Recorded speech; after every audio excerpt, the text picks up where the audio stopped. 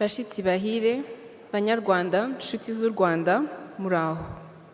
Ikaze mu mugoroba wo kwibuka ku nshuro ya 30 Jenoside yakorewe Abatutsi mu Rwanda mu mwaka w'igihumbi kimwe 1994. Nitwa Ishimwe Annick, ninjye muhesha w'amagambo muri uyu mugoroba. Dear guests, Rwandans and friends of Rwanda, welcome to the 30th commemoration of the 1994 genocide against the Tutsi night vigil. My name is Ishimwe Annick, and I will be your MC this evening. Tonight, we will be joined in moments of remembrance, shared memory, and collective hope, reflected through the songs, testimonies, and the symbolic passing on of the flame of remembrance. At this time, we will welcome the President of Turibuka, Dr. Gakwenzire Philbert, to give us his remarks. Dr. Gakwenzire, the floor is yours.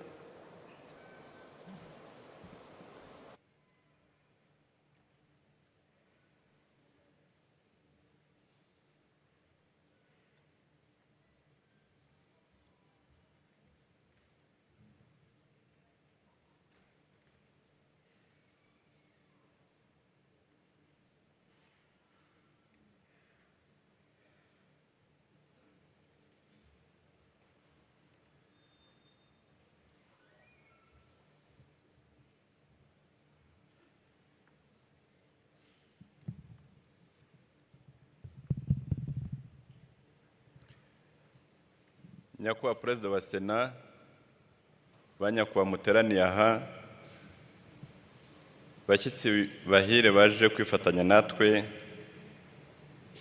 inshuti, babyeyi, bavandimwe, muri uku kwibuka ku nshuro ya 30 Jenoside yakorewe Abatutsi, abayirokotse twongeye gushimira byimazeyo ubuyobozi bw'igihugu cyacu bwumvise kuva mu ikubitiro agaciro k'iki gikorwa cyo kwibuka ku kiremwa muntu muri rusange no ku muryango nyarwanda by'umwihariko.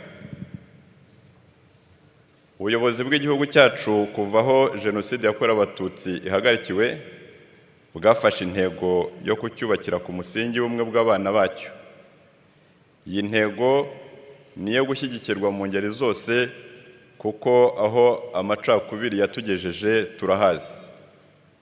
Kwibuka rero ni inkingi ikomeye y'ubumwe bw'Abanyarwanda. Abavuga ko bibangamira ubumwe bafite umugambi mubisha wo gupfobya, guhakana Jenoside yakorewe Abatutsi no kudusubiza inyuma, nabo kwamaganwa. Twamaganye kandi abiyitira ko ari ijwi ry'abarokotse Jenoside, mu gihe bizwi neza ko ari ingayi zahisemo gutatira igihango cy'ubuzima no kudashyigikira amahitamo meza Leta y'ubumwe bw'Abanyarwanda yagize kuva yajyaho kugera ubu. Abanyarwanda twese tumenye aba bantu, tubima amatwi, tubirinde, kuko ari abantu bashyize imbere inyungu zabo bwite zidafite aho zihuriye n'izo igihugu cyangwa izo abarokotse Jenoside. Banyakubahwa muteraniye aha, bashyitsi bahire, inshuti bavandimwe, duhagaze aha kubera ko ingabo za FPR Inkotanyi zari ziyobowe na Nyakubahwa Perezida wa Repubulika Paul Kagame zahagaritse Jenoside zikagarukira u Rwanda, zikarugarurira ubuzima. Uwarokotse Jenoside azirikana ijambo yabwiwe n'Inkotanyi rigira riti humura ntugipfuye. Iryo jambo niryo rituma tukiriho. Abacitse ku icumu turiho kandi tuzahora dushima Nyakubahwa Perezida wa Repubulika ndetse n'ubuyobozi dufite muri iki gihugu cyacu. Ku itariki ya 23 Werurwe uyu mwaka, itorero inyamibwa rya ARG, umwe mu miryango yibumbiye muri Ibuka, ryaduteranyirije aha mu gitaramo cy'indashyikirwa cyateguwe ku nsanganyamatsiko igira iti inkuru ya 30. Iki gitaramo cyavuze ku myaka 30 bamwe mu bana b'u Rwanda bamaze bategura kubohora igihugu cyacu kandi bikagerwaho. N'indi myaka 30 Abanyarwanda twese tumaze turi hamwe twubaka u Rwanda rwari rwarasenywe n'ubuyobozi bubi mu nkingi zose z'ubuzima bw'igihugu. Iki gitaramo ni kimwe mu bitugaragariza urwego rwiza rw'ubudaheranwa abarokotse Jenoside bamaze kugeraho, n'uburyo bari mu ngeri zitandukanye zo kubaka igihugu cyacu, harimo no gushyigikira umuco dusangiye nk'Abanyarwanda kandi uturanga.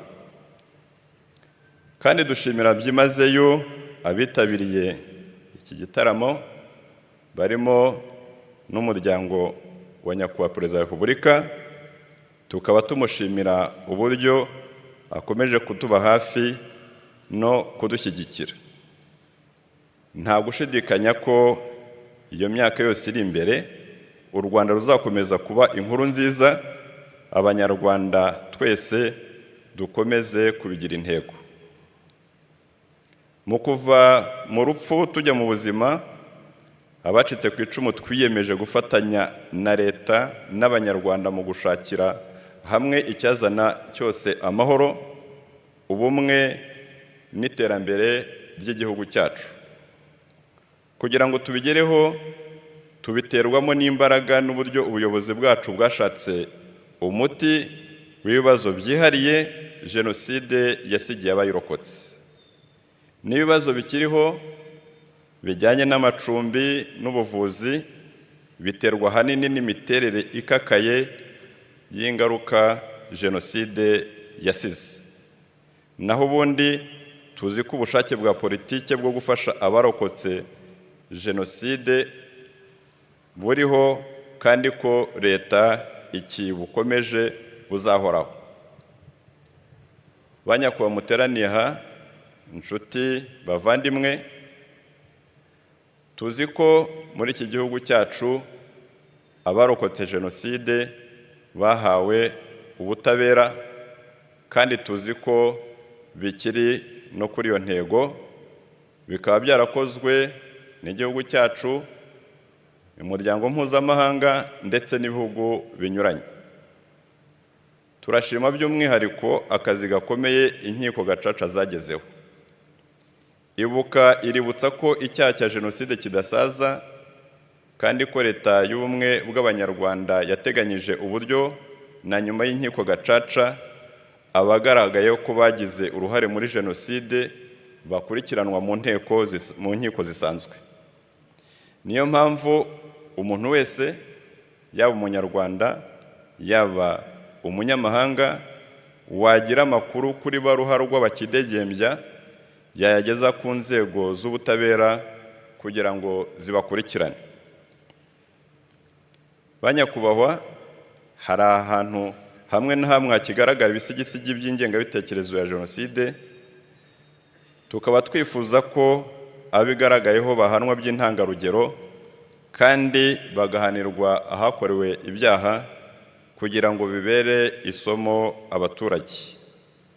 Ariko nanone tukongeraho ko icy'ingenzi kurusha ibindi ari uko inzego zitandukanye, iza Leta, izigenga, amatorero n'amadini zikwiye guhuza amaboko zigakumira iyo ngengabitekerezo binyuze mu mashuri no mu nyigisho.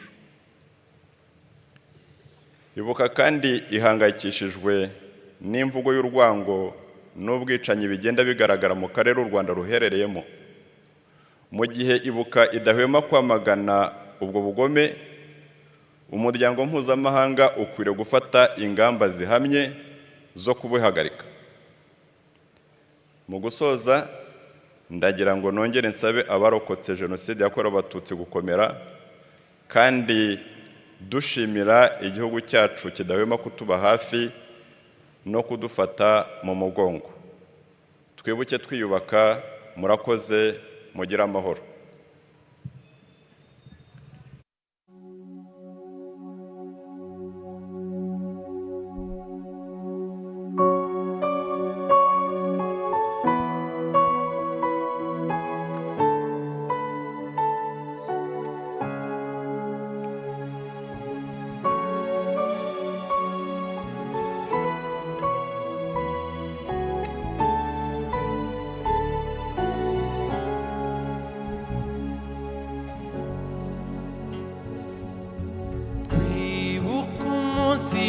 bwanze kwira, twibuka ijoro ryanze gutana, ijosi ryibasiwe bitavugwa, igihugu cyuzuye imiborogo, ubwoko bwahindutse icyaha.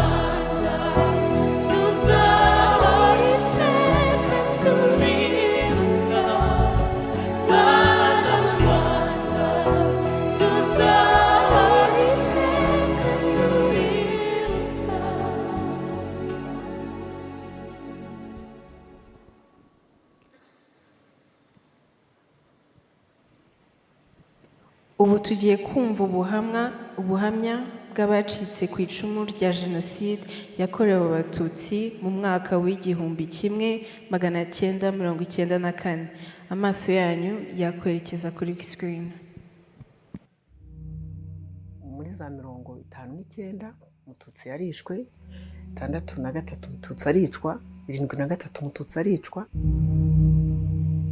Jenoside yatangiye kera, yari itarabonerwa izina. Uwicaga Umututsi ntiyabibazwaga, kandi hariho igihano cyavugaga ko uwishe umuntu nawe yicwa, ariko ntabwo icyo gihano cyarebaga uwishe Umututsi. Hari za emuderi pawa, hari za za pawa zindi byose byihuriza hamwe, baravuga ati nta wundi umwanzi dufite n'umututsi. Bakajya bajya mu mahugurwa, bakajya mu kubihugurirwa uko bazica abantu, bagahabwa ibikoresho.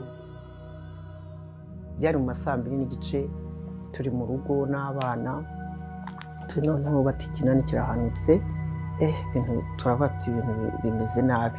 Mugabo ati dushake amayira yo kunyuramo. Bitaratinda kabiri bati bashyizeho n'amabariyeri, nta bantu barimo kugenda. Tuguma mu rugo dutyo rero. Bitageze 7 mu gitondo twaduturanye n'umugabo kwitwa Gatera. Dusanga turi mu rugo. Yaba inka zaze kiri mu nama bitarayoboka. Ariko ati umunsi Abatutsi barabica. Ese turazira iki? Ati mwishaha byari Imana. Maze kubona bikomeye, abantu batwika, abantu barya inka, abantu batemagurana, za bariyeri bazishyizeho, jewe n'abana na madamu tujya kwa data bukwe. Bari bafite imbaraga nyinshi kuko se wabo ni nawe wasigariragaho konsige wa segiteri igihe yabaga adahari. Ariko mpageze nsanga sinkwiye kuhahamana n'abana n'umugore. Ndavuga nti umutwaro w'abana n'umugore urahagije, reka jewe menengane ndebe uko nabigenza. Abo bana rero bahamaze iminsi mike, hanyuma musaza wa madamu, se wabo n'abandi b'abavandimwe babo nibo bafashe iya mbere, barabaheka baragenda babata muri Nyabarongo, barangije barataha.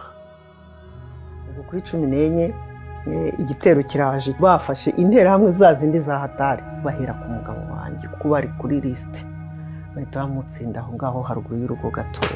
Barabarashe, babamurashe amasasu. Umwe aravuga ngo n'uyusha mbaye hano uyu. Namaze iminsi 5 mu mwobo bari baracukuye bahambagamo imbwa, niwe nagiye mpita ninjiramo ngugwamo neza. Nyuma y'iminsi 5 naje kuva mu mwobo ninjoro, n'akana afite mu gituza. Ndibaza ngo ariko se nk'ubu umugabo wanjye ko atanze inka nyinshi, ubu ntiyaba akiriho? Ubu ntabwo baba baramuhishe? Nazamutse muri wa mwobo ngeze hejuru, ari nka 5 z'ijoro. Nagiye ku muturanyi twe duturanye, ndamukomangira. Ati ninde? Ni Mariya. Ndavuze induru. Mariya aracyariho, nimuze mu mwica, nimuze mu mwica. Ubwo umugabo yaragiye ajya kujya ahantu ngo yari ratanze inka, banga kumuhisha. Ahubwo kumuhisha ahuje igitero. Baramujyana bamugeza ku gitero cyari kwironda. Baragiye baramutema, bamuta mu cyobo. Bamaze kumuta mu cyobo, bareba babana ukuntu bari bameze, abana 2 babahirika mu cyobo bari bazima uko ari 2. Yinjira abantu b'abana batoya, babaga mama yitwa bote, biteye udutenge, ariko ngo batugereho bakavuga amajwi atandukanye nayo twumvaga. Bavuga bati muhumure ntimugipfuye. Ikintu badusigiye, Jenoside yadusigiye, navuga ko ari agahinda gahoraho, kazahoraho, tudashobora gusiga ku ruhande, tubana nabyo buri gihe.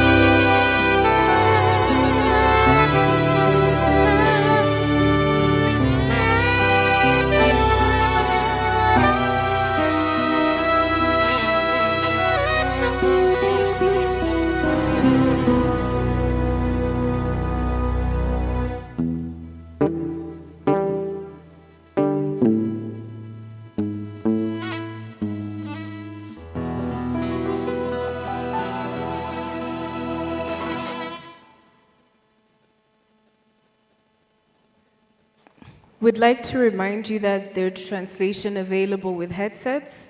Please use channel 1 for English, 2 for French, 3 for Arabic, and 4 for Portuguese. Uyu mugoroba tugiye kureba urumuri rucanwa mu nzibutso enye Nyamata, Bisesero, Murambi na Gisozi zashizwe mu murage w'isi na UNESCO. Bigaragaza inshingano zacu twese yo kwibuka, ni n'ikimenyetso cy'uko hari aho abakiriho n'abatakiriho bahurira. Amaso yanyu yakwerekeza kuri screen.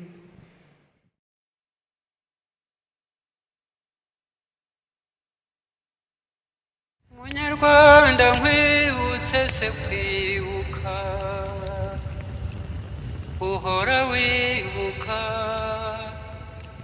uko mwana gato ukamwibuka, cyangwa se ukabibuka.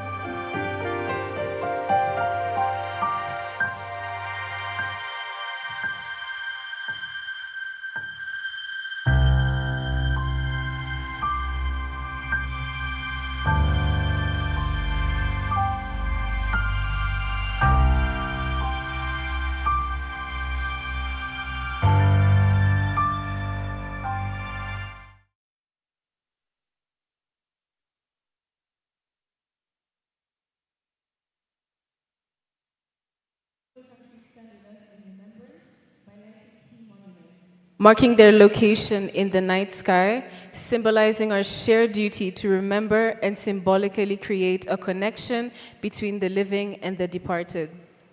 Qutb Minar, Delhi in India, the Eiffel Tower, Paris in France, the Benin Amazon in Cotonou, Benin, the African Renaissance Monument in Dakar, Senegal, Commercial Bank of Ethiopia headquarters in Addis Ababa, Ethiopia, the Biosphere in Montreal, Canada, the Parliament of Canada in Ottawa, Canada, the Prime Minister's offices in Ottawa, Canada, the Cathedral of Brasilia in Brasilia, Brazil, the Pont Alassane Ouattara in Abidjan, Ivory Coast. We thank you for standing with us. Mukanya tugiye gutangira umuhango wo gucana urumuri rw'icyizere. Urumuri rw'icyizere ni ikimenyetso cy'umurage w'imbaraga, ubudaheranwa, icyubahiro n'ubumwe urubyiruko rwa none rusabwa gutwara rujya imbere.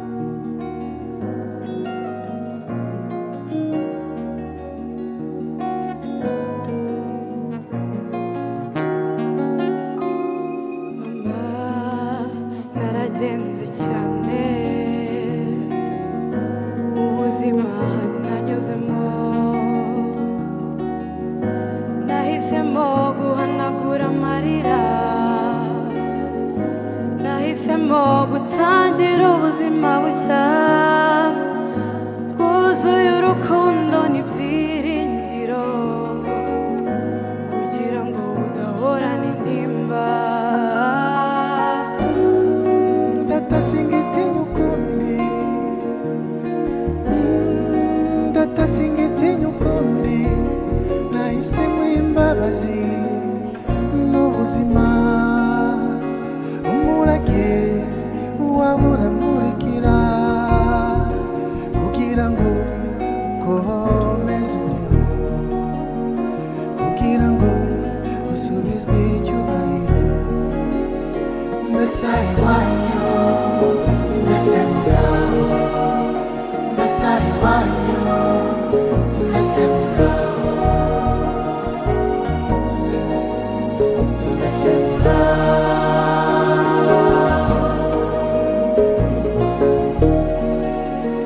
mbese iwanyu, mbese muraho, mbese iwanyu, mbese muraho, mbese muraho.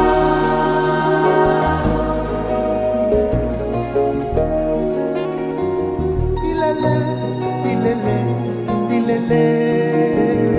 Mbwira mama niba ukibyuka mu rukerera, Ese aho uri urabibazi kera, ese aho uri indi zabaye uruyenzi. mpora numva ijwi ry'igitwenge cyawe. Ese ibintu binanyokoreza buri munsi, nikugeza amakuru yanjye ziko bimeze neza ye. Ntambaza ijoro ngo menye ko muri ubuhoro. Ilele, ilele, ilele.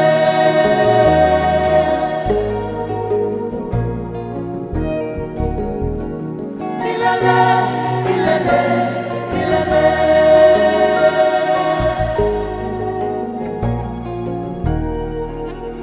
Mbese iwanyu, mbese muraho, mbese iwanyu, mbese muraho, mbese muraho,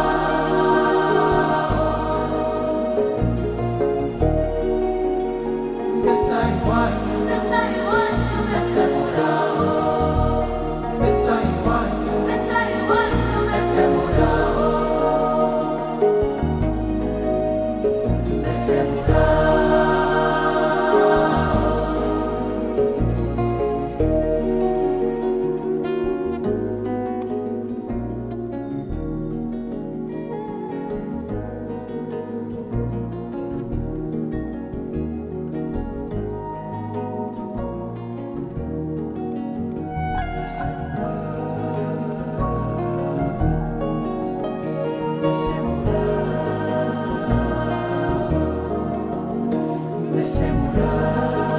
Twese duteraniye hano ubu ni umwanya wo gucana buji twibuka abacu.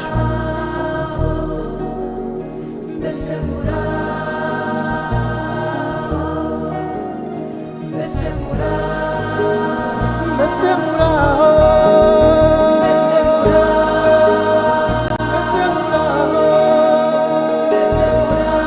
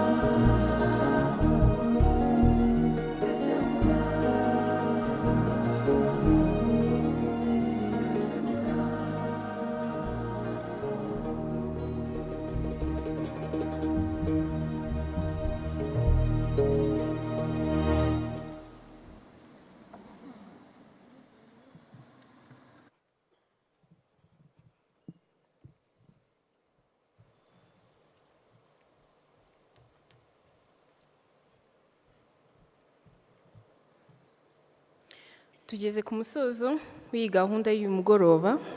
Dusoza iki gikorwa cy'umugoroba wo kwibuka ku nshuro ya 30, tugomba kwibuka ko dukomeza guha icyubahiro abazize Jenoside n'abacitse ku icumu rya Jenoside yakorewe Abatutsi mu mwaka w'1991 mu minsi 100 yo kwibuka twiyubaka. We have arrived at the end of this evening's program. As we close this special evening of remembrance, marking the 30th commemoration period, we are reminded that we all continue to pay homage to the victims and survivors of the 1994 genocide against the Tutsi throughout their 100 days of remembrance, of commemoration as Remember, Unite and Renew. Turasaba ko mwaguma mu byicaro byanyu, abashitsi bacu babanze basohoke. Murakoze, mukomere.